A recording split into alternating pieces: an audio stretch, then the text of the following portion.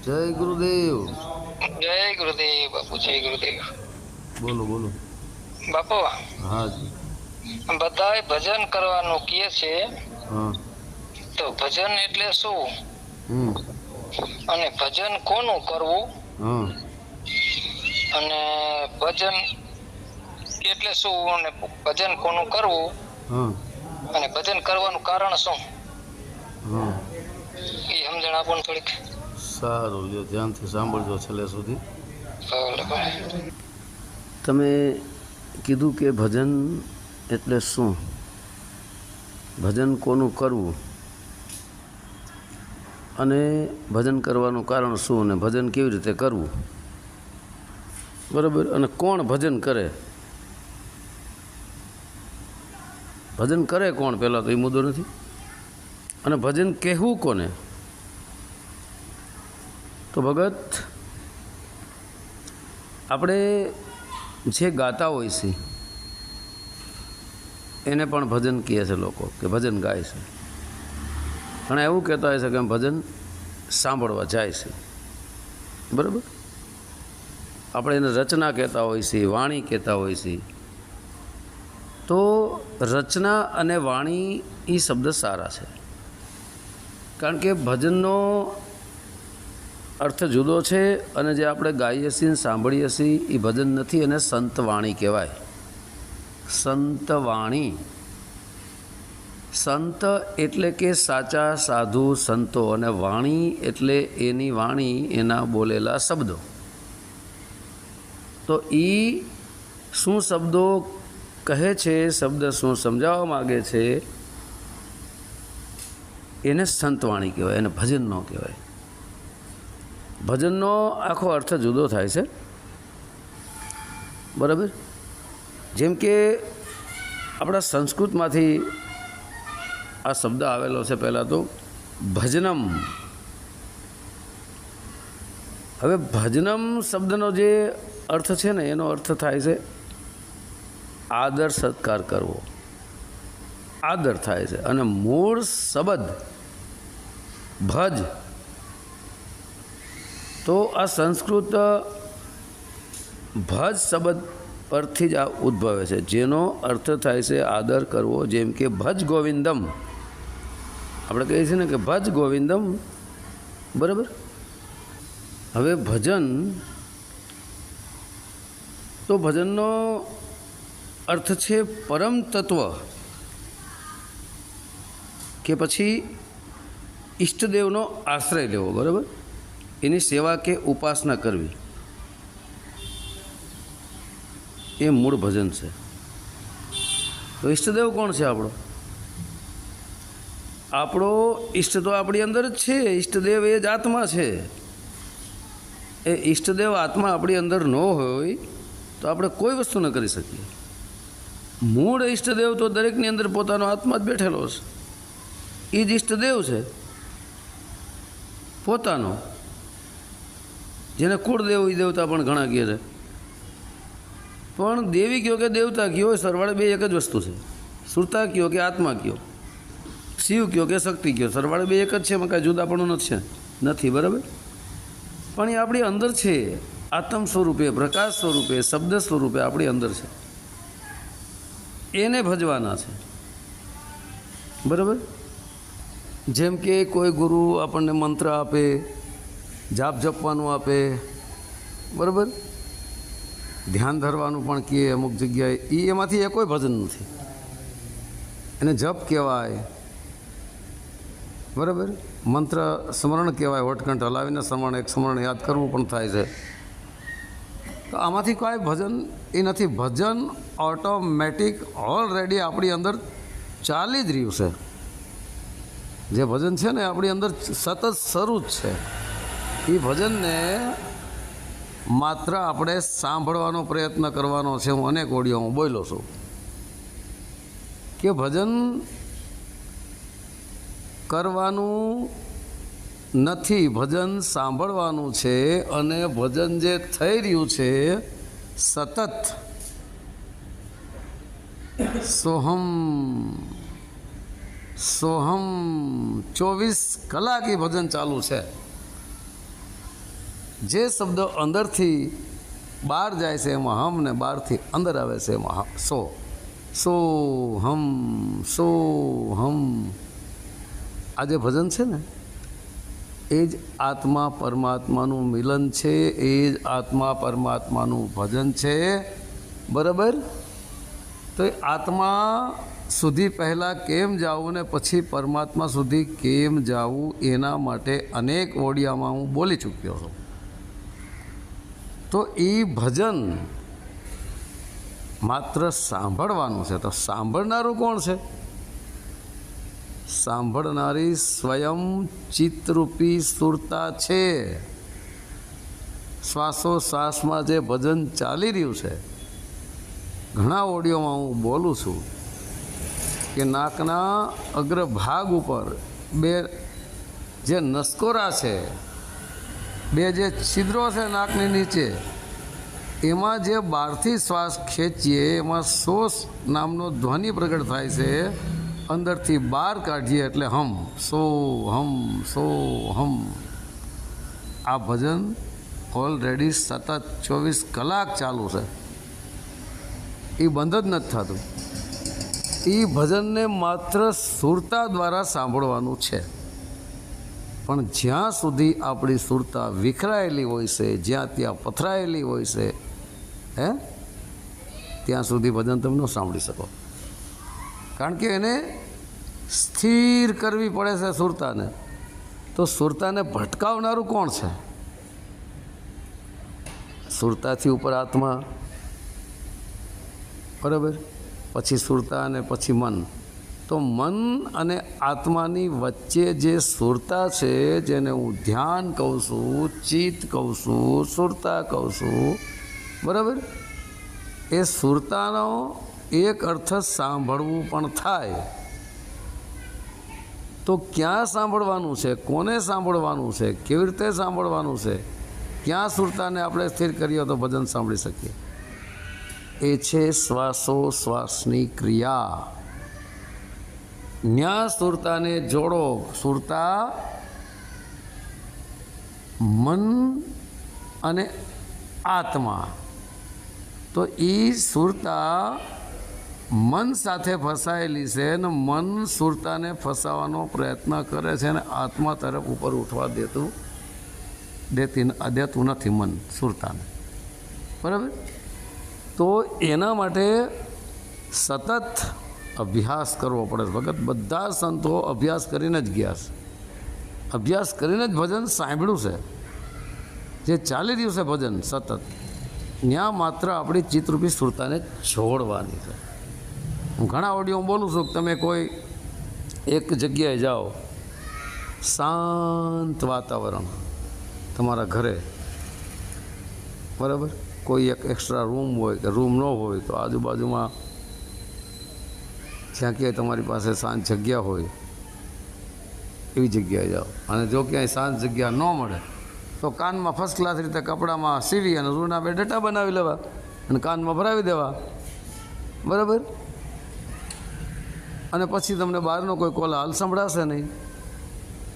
અને આંખો બંધ કરવી હોય તો ભલે, ને આંખો સેન્ટ્રલમાં નાસિકાના અગ્રભાગ ઉપર રાખવી હોય તો ભલે. આંખો બંધ કરી દો તો શું છે કે નીંદર આવવાની સંભાવના રહે છે, અને આંખો ખુલ્લી રાખો તો રજોગુણમાં પકડાવાની સંભાવના રહે છે. અને આંખો બંધ કરી દો તમો ગુણમાં, પણ સેન્ટ્રલમાં રાખો ને એટલે તમે સત્વગુણમાં છો, એમ મારું કહેવાનું. ચલો ઠીક છે, હવે તમે આંખો બંધ કરીને પણ બેસી શકો છો, બરાબર, પણ નીંદર ન આવી પડે એનું ખાસ ધ્યાન રાખવાનું, જાગૃત અવસ્થામાં રહેવાનું. આંખો બંધ કરો એટલે તમને બહારનું ચિત્ર દેખાતું બંધ થઈ ગયું. બહારનું ચિત્ર દેખાતું બંધ થઈ ગયું પછી એટલે કે ચેતન મન જે બહાર દ્રષ્ટિ બધું જોઈ રહ્યું હતું એ ચેતન મન બંધ થઈ ગયું, બહાર દ્રષ્ટિ જોતું, એટલે ચેતન મન અહીં અટકી ગયું. પછી અંદર અવચેતન મન શરૂ થાય છે. અવચેતન મનની અંદરથી સંકલ્પ અને વિકલ્પો સતત ઉઠતા રહે છે. અને સંકલ્પ વિકલ્પ એ જ મન, અને એ ઉઠે છે સુરતામાંથી. કારણ કે સુરતાની અંદર આ બધા વિષયો ભરેલા છે, જેમ કે કામ, ક્રોધ, લોભ, મદ, મોહ, શબ્દ, સ્પર્શ, રૂપ, રસ, ગંધ, મોહ, માયા, માન, મોટા, અહંકાર, આ બધું અનેક પ્રકારનો કચરો આ સુરતામાં ભરેલો છે. કારણ કે સુરતા અનેક જન્મોથી ભટકતી આવે છે. એટલે એ સુરતાને સ્થિર કરો શ્વાસોશ્વાસની ક્રિયાઓ પર જે ચાલી રહી છે એ. બરાબર, એ ભજન છે. બાકી અન્ય જગ્યાએ તમે ક્યાંય પણ ભજન કરશો તો તમને ભજન સાંભળી જ નહીં શકો. નખથી શિખા સુધી શરીરમાં ક્યાંય પણ તમે ધ્યાન ધરશો એટલે રૂપનું ધ્યાન થયું, અને રૂપના ધ્યાનમાં તમને ક્યાંય ભજન સાંભળવા નહીં મળે. બરાબર, અને કોઈ જાપ જપશો તોય તમે જાપે સારું જ છે, જાપમાંથી ધીરે ધીરે તમે અજપ્પામાં જઈ શકો ને પછી અનહદમાં જઈ શકો ને પછી અનહદમાંથી તમે આત્મ સ્વરૂપ સુધી પહોંચી શકો છો. નથી પહોંચી શકાતું એવું નથી, પણ સીધું ભજન સાંભળવું હોય ને તો કાનમાં 2 રૂના ડટા નાખી દો કપડાથી સીવીને, જેથી કરીને રૂ કાનમાં ફસાઈ ન જાય. બરાબર, અને જેથી કરીને તમને બહારનો કોલાહલ કોઈ તમારા ભજનમાં બાધક બને નહીં ભજન સાંભળવામાં. બરાબર, અને આંખો બંધ કરી દો એટલે બહારનું ચિત્ર દેખાતું બંધ થઈ ગયું. બસ સંકલ્પ વિકલ્પ જે ઉઠે છે ને એને રોકવાનો પ્રયત્ન કરો. હવે રોકવાનો પ્રયત્ન કેવી રીતે કરવો, કેમ રોકાય? તો એ શ્વાસની ઉપર નાસિકાના 2 છિદ્રો છે, ત્યાં જે ચાલતો પ્રાણવાયુ છે ત્યાં ધ્યાન ધરો ને એની અંદર એક શબ્દ ઉઠી રહ્યો છે, એ શબ્દને સાંભળવાનો પ્રયત્ન કરો. ધીરે ધીરે જેમ જેમ તમારો અભ્યાસ વધતો જશે તેમ તેમ એ સંવાદ ધીરે ધીરે ધીરે ધીરે તમને સંભળાવા લાગશે. ચબુ માતાની વાણી ઘણી વાર નથી કહેતો, હેજી મને ઝીણો ઝીણો નાદ સંભળાય, ગુરુજી મારા આવે છે. તો હેજી મને ઝીણો ઝીણો નાદ સંભળાય, આવું કહેનારું કોણ છે? ચબુ માતાની સુરતા. ગુરુજી એ જ નાદ, એ જ શબ્દ, સોમ શબ્દ ધીમે ધીમે એ ઝીણોમાંથી શબ્દમાંથી મોટો મોટો થતો જાય છે. જેમ જેમ તમારો અભ્યાસ વધતો જાય છે આગળ વધતા જાઓ છો, પણ અભ્યાસમાં પૂર્ણ જિજ્ઞાસા, પૂર્ણ લગન, ખરેખર ભક્તિ કરવી જ છે આવું નક્કી કરવું પડે. અને મારે ચાલવું જ છે, કોઈ પણ ભોગે પરમાત્માને પ્રાપ્ત કરીને જ રહેવું છે. આવો જિજ્ઞાસુ પુરુષ હોય એ ભજન કરી શકે. બાકી જેની અંદર જિજ્ઞાસા જ નથી એ શું કરી શકે? આપણી કહેવત નથી કે જણનારીમાં જોર ન હોય તો સોયાણી શું કરે બિચારી? એના જેવી વાત છે.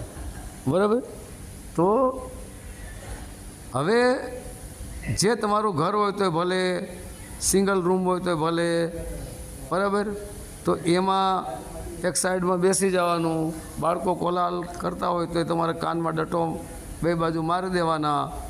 બરાબર, અને સુરતાને સ્થિર કરવાની નાસિકાના અગ્રભાગ ઉપર કરો તો ભલે, ત્યાં અગ્રભાગ ઉપર તો આંખોને દ્રષ્ટિ સ્થિર કરવાનું કહું છું, પણ આંખો બંધ કરી દો એટલે પછી એ તો વાત ગઈ. બરાબર, તો પછી શું છે કે સીધું જે અવચેતન મન છે સુરતા એ શ્વાસોમાં જોડો એટલે ધીરે ધીરે ધીરે ધીરે એ મન સ્થિર થતું જશે. સંકલ્પ વિકલ્પ અટકતા જશે, રોકાતા જશે.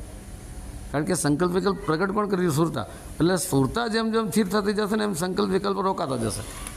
અને સંકલ્પ વિકલ્પ બધું પૂર્ણપણે રોકાઈ જશે એટલે એ ચિત્તરૂપી સુરતા સીધી સોહમ શબ્દમાં જોડાઈ જશે અને ધીરે ધીરે સોહમ શબ્દ પ્રગટ થશે. બરાબર, તો હવે આ ચિત્તમાં જે વિષયો હતા આગળ પાછળના, જે અસત્કર્મો સત્કર્મ, એનું બધું શું થાય? એ કેમ એને કેમ કાઢવા ચિત્તમાં? કારણ કે ચિત્ત ત્યાં સ્થિર થઈ તો ચિત્તની અંદર જે વિષય તો નીકળ્યા નથી. મન સંકલ્પ વિકલ્પ કરતું બંધ થઈ ગયું. ચિત્તની અંદર વિષયો છે, પણ જ્યારે ચિત્ત સોહમ શબ્દમાં ચોંટી જાય એટલે ચિત્તની અંદર તમામ જે વિષય વાસનાઓ છે એ ભસ્મ થઈ જાય. સોહમ શબ્દના જ્ઞાનાગ્નિથી એ ભસ્મ થઈ જાય. કારણ કે સોહમ શબ્દ પ્રગટ થઈ જાય, ચિત્ત સ્વયં સોહમ સ્વરૂપ બની ગઈ, તો ચિત્ત જૈસે સોહમ શબ્દ રૂપી અગ્નિમાં કૂદી ગઈ ને એમાં પડી ગઈ એટલે સ્વયં સુરતાનું અસ્તિત્વ ન રહ્યું. તો પછી એમાં સોહમ શબ્દ સ્વરૂપ બની ગઈ, પછી એના પાપ પુણ્ય ક્યાં રહ્યું ને બધું ભસ્મ થઈ ગયું. જેવી રીતે એક જૂના ખડનો મોટો ઢગલો પડ્યો હોય, એક દિવસ રીતે તમે એમાં અડાડી દો એટલે આખો ખડ બધું ભસ્મીભૂત થઈ જાય સળગીને. બરાબર, એવી જ રીતના આખા ખડના ઢગલાને તમે આપણા આગળના અને પાછળના સત્કર્મો અને અસત્કર્મો બધું જ સમજી લ્યો, બરાબર. તો એ પાપ કર્મો સમજી લ્યો. પણ એ જ્ઞાન અગ્નિની એક દિવસ તમે અડી ગયા એટલે બધું ભસ્મ થઈ જાય. એવી રીતે એ સોમ શબ્દ નહીં, સોમ કયો આત્મા કયો સરવાળે બે એક જ છે. એની જ્ઞાન અગ્નિમાં સુરતા પડી ગઈ એટલે અસ્તિત્વનો નાશ, એટલે ત્યાં સુરતા રહેતી નથી, સ્વયં સોહમ સ્વરૂપ બની જાય છે. પછી એ સોહમ જે છે એ આત્મ સ્વરૂપ બને છે અને આત્મ સ્વરૂપને પ્રાપ્ત કર્યા પછી પરમાત્માની યાત્રા શરૂ થતી હોય છે. પદ્ધતિસર આ લાઈન મેં બતાવેલી જ છે, બરાબર. કે કોઈ પણ એક નિયત આસન બનાવો. નિયત એટલે નક્કી કરી લ્યો આસન, એક જગ્યાએ સમય નિર્ધારિત કરી લ્યો, બરાબર. આમાં વહેલા ચોથા પહોરમાં ઉઠો તો વધારે સારું છે. અને હું ઘણી વાર કહું છું કે ચોથા પહોરની 1 કલાક 24 મિનિટ જાય પછી 48 મિનિટ એ તમે ધ્યાન ધરો, બરાબર, તો જલ્દી સ્થિર થતું હોય છે. કારણ કે વાતાવરણ શાંત હોય છે, પ્રકૃતિ 16 કલાકે ખીલી હોય છે, બરાબર. પક્ષીઓનો જે કલરવ હોય છે એ પણ બંધ હોય છે, બધું શાંત વાતાવરણ હોય છે, એટલામાં જલ્દી તમારી સુરતા સ્થિર થાય, બરાબર. પણ તમે સવારે પણ વહેલા ઉઠીને કરી શકો છો, બપોરે પણ બેસવું હોય બેસી શકો, સાંજે પણ બેસવું હોય બેસી શકો. કારણ કે ભજનમાં કોઈ બાધા નાખી શકે એવું છે નહીં. જો તમારી નિશ્ચય પાકો હોય તો, નક્કી કરી લીધું હોય તો ગમે ત્યારે બેસી શકો. પણ આ રીતની પદ્ધતિ અપનાવવાની, જેથી કરીને કાનમાં ડટા નાખી દો એટલે કોઈ પ્રકારનું તમને કાંઈ બાધક ન કરી શકે. એટલા માટે નાકો બંધ કરી દેવાની, બરાબર. હવે સુરતાને લઈ જવાની, જે છિદ્રોમાં મેં કીધું ને આ શ્વાસોશ્વાસની ક્રિયા ચાલી રહી છે, જેમાંથી એક શબ્દ ઉઠી રહ્યો છે એને સાંભળવાનો પ્રયત્ન કરવાનો. પછી એમાં તમે બેસશો એટલે મન સુરતાને લઈને ભાગશે, ભટકશે. ફરી પાછું મનને ખેંચો ને ફરી જોડો ત્યાં, ફરી મન ભાગશે, ફરી જોડો ત્યાં, ફરી મન ભાગશે, ફરી જોડો ત્યાં. આમ મનની સાથે યુદ્ધ કરો. અહીં મન જ નાગશે, હે. અને સુરતાને નોરીઓ સમજી લ્યો, એનું યુદ્ધ છે. અને નોરિયાને ઝેર ચડી જાય છે, મનરૂપી નાગ એક આ દંશ મારે તો, બરાબર. એટલે જે સોમ શબ્દ છે એને તમે નોર વેલ સમજી લ્યો, જ્યાં બધું ઝેર ઉતરી જાય છે. આ શોર્ટકટમાં કહી દીધું, આ ઘણી વ્યાખ્યા કરેલી છે, બરાબર. તો આવી જ રીતના જેમ જેમ તમારો અભ્યાસ વધતો જશે, બરાબર, જે પણ અનુકૂળ આવે આસન લગાવો, પદ્માસન, વીરાસન, સુખાસન, XYZ અનુકૂળ તમને જે આસન આવે આસનમાં બેસો. નિયત નીચે કોથરો પાથરો અથવા ડાબડાના ખડનું બનાવો, બરાબર. જેથી એમાં શું છે કે આસન પાથરવાનું શું કામ કહું છું કે આ ધરતી છે ને એમાં એક શોષણ શક્તિ રહેલી છે. એ તમે સીધા ડાયરેક્ટ ધરતીમાંથી બેસો ને તમારું ભજન એ ખેંચી શકે છે ધરતી. અને ઓલું શું છે થોડું વચ્ચે સપોર્ટ રહે આસનનો, એટલા માટે. અને પછી જેમ જેમ તમારો અભ્યાસ વધશે એટલે ભટકતી સુરતાને મૂળતો પકડીને આ બાંધવાનું છે. રેઢિયાર દોરને પકડીને એક ખીલે બાંધવાનું છે, બરાબર. ખીલે બંધાય છે એટલે અભ્યાસ થઈ જશે. જેમ જેમ તમારો અભ્યાસ વધતો જાય પછી આગળ વધતા જશો. સવાદાસ બાપુ કહે છે ને કે જો કોઈ સુરતા સુગડ સમેટે અને ઘટમાં સાહેબ બેઠે.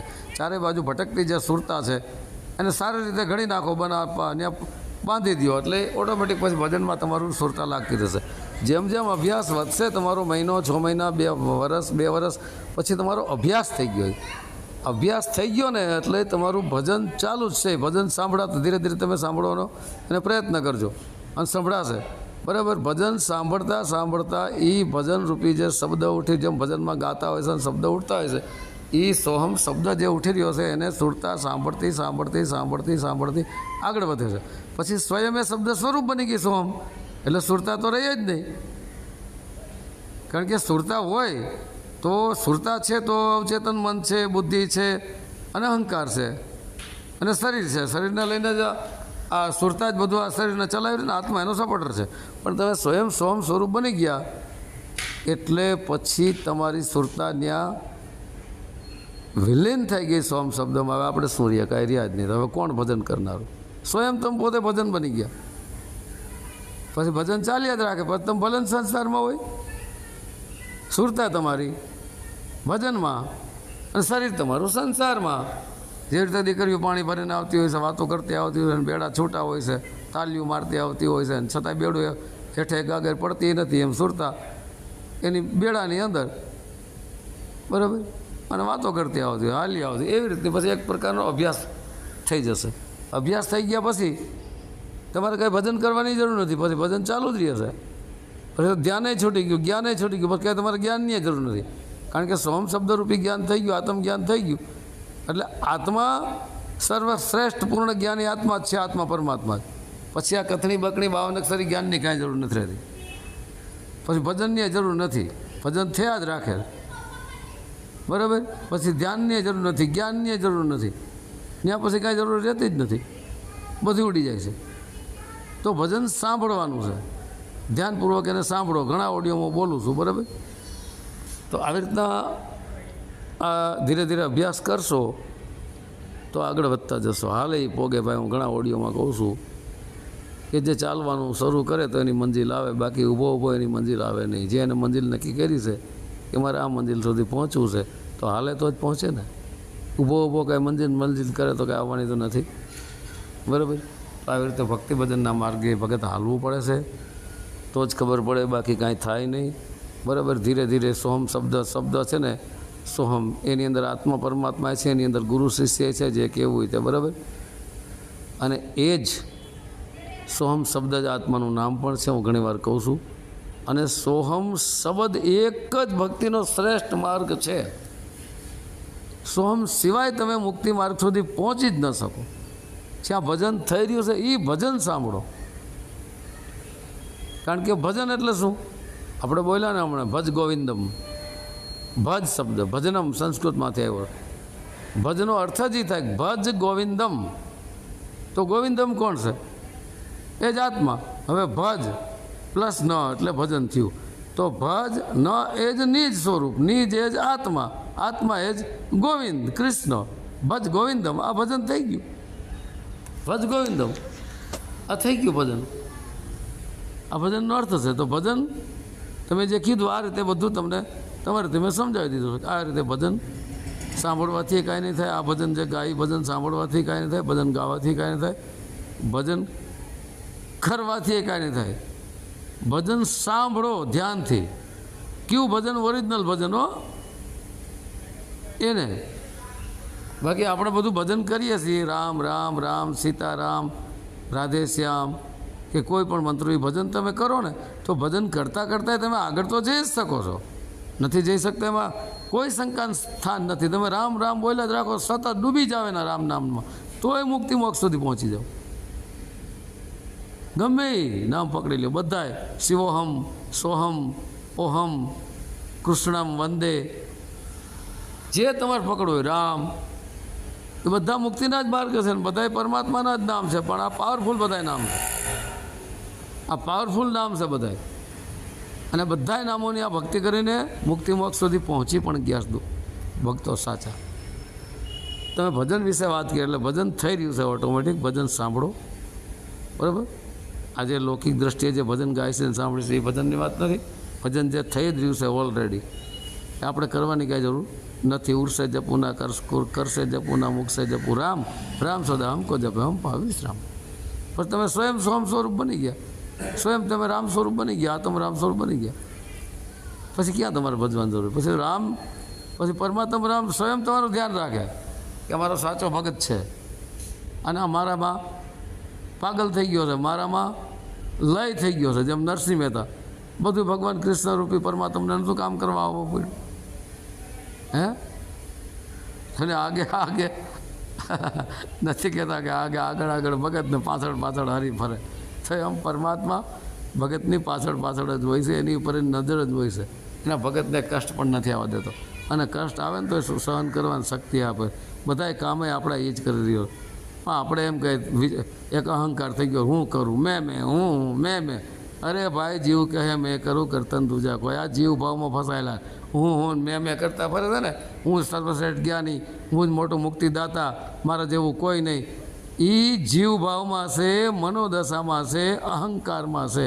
એને ખબર નથી ભાઈ, તું આજ જન્મો ને કાલે મરી જાવ ને, તારા જેવા છન્નું આવ્યા ને છન્નું ગયા, તું ક્યાં ખેતનો મૂલી, હે? પણ જીવને આ એક બ્રહ્મ થઈ ગયો છે, તેથી માને પોતે શરીર. જીવને બ્રહ્મ થયો છે ચીજ, તેથી માને પોતે શરીર. એટલે શરીરના વિષય વાસનામાં ફસાય, હું મેં અહંકારમાં આવી ગયો છે. બાકી ભાઈ જીવ કહે મેં કરું કરતન દૂજા કોઈ. આ જીવને એવું થાય છે કે હું કરું, પણ કરવાવાળો બીજો છે, આપણે નથી. આપણે તો ખોટો ગધેડાને જેમ અહંકારનો ભાર લઈને તકડી છે. બાકી કરનારો તો પરમપિતા પરમાત્મા છે, બરાબર. તો ભગત આશા રાખું તમારા પ્રત્યે બધું સમજાઈ ગયું હશે હવે, બરાબર? તો જય ગુરુદેવ. સત્ય સનાતન ધર્મની જય.